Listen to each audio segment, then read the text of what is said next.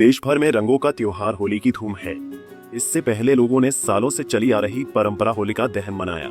सोमवार की रात लोगों ने होलिका जलाई। हालांकि हर बार होली से जुड़ी कहानी को लेकर नए युवा पीढ़ी चर्चा करते हैं। इन सब के बीच आपको उस ऐतिहासिक जगह ले चलते हैं जहां से होली की शुरुआत हुई थी, जिसे भक्त प्रहलाद का शहर भी कहा जाता है।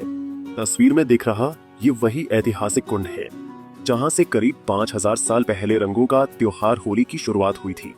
ये है हिरण्यकश्यप की राजधानी, जिसे हरिद्रोही कहा जाता था, जो आज हरदोई के नाम से जाना जाता है।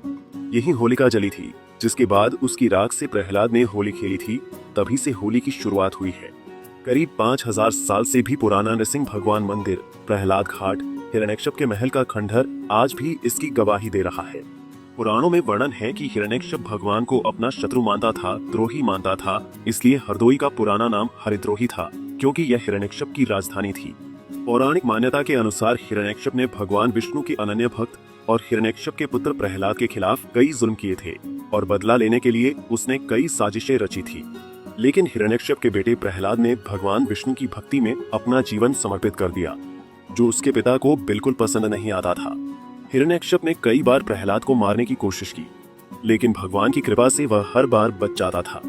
जब उसके सभी साजिश फेल हो गए तो एक दिन हिरण्यकश्यप ने अपनी बहन होलिका से प्रहलाद को मारने के लिए कहा।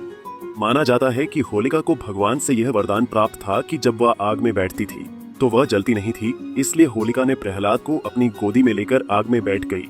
लेकिन भगवान विष्णु की माया से होलिका जलकर भस्म हो गई, जबकि प्रहलाद बच गया। उसी समय हरदोई के लोग इस घटना के बाद बहुत खुश हुए। उस जली हुई चिता की राख को उड़ाया और एक दूसरे को लगाकर खुशी मनाई। तभी से होली का त्योहार मनाने की परंपरा शुरू हुई। ये प्रहलाद कुंड है और होलिका का प्रचलन यहीं से प्रारंभ हुआ है। ये है हिरण्यकश्यप की राजधानी कहलाती है और हिरण्यकश्यप अपने पुत्र को मारने की कोशिश करके इसी खम्भ में बांधा था और खम्भ को फाड़ करके भगवान नरसिंह देव प्रकट हुए और अपने भक्त की रक्षा की और अपनी बहन होलिका के द्वारा प्रहलाद को मारने की कोशिश की गई।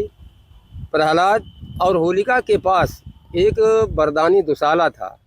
उसको जब वो सर के ऊपर डाल लेती थी तब उसे अग्नि का कोई असर नहीं पड़ता। प्रहलाद को भी लेकर दुशाला उड़ करके बैठी। दुशाला हवा के वेग से उड़ गया और प्रहलाद की रक्षा हुई। होलिका स्वयं समाप्त हो गई।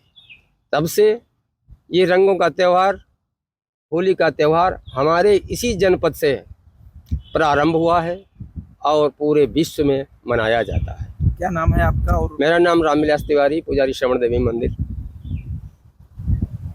हरदोई में भगवान ने एक बार 52 अवतार भी लिया था।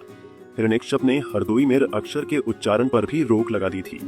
हिरण्यकश्यप के शब्द के उच्चारण पर रोक लगाने का प्रभाव आज भी यहाँ के लोगों की जुबान पर साफ देखने को मिलता है। यहाँ के बुजुर्ग आज भी हरदोई को हदोई, मिर्चा को मिर्चा जैसे शब्दों से उच्चारित करते हैं। अनुवांशिक तरीके से कई स्थानों पर शब्द बोलचाल की भाषा में निकलता ही नहीं है। हरदोई में आज भी हिरण्यकश्यप के महल के खंडहर और प्रहलाद घाट मौजूद हैं, जो इस ऐतिहासिक घटना के साक्षी हैं। होली की शुरुआत हरदोई से होने की बात धार्मिक ग्रंथों और हरदोई गजेटियर में भी उल्लेखित है। पंजाब केसरी टीवी की ओर से आप सभी को होली की बहुत शुभकामनाएं। Bureau report, Punjab Kesari TV.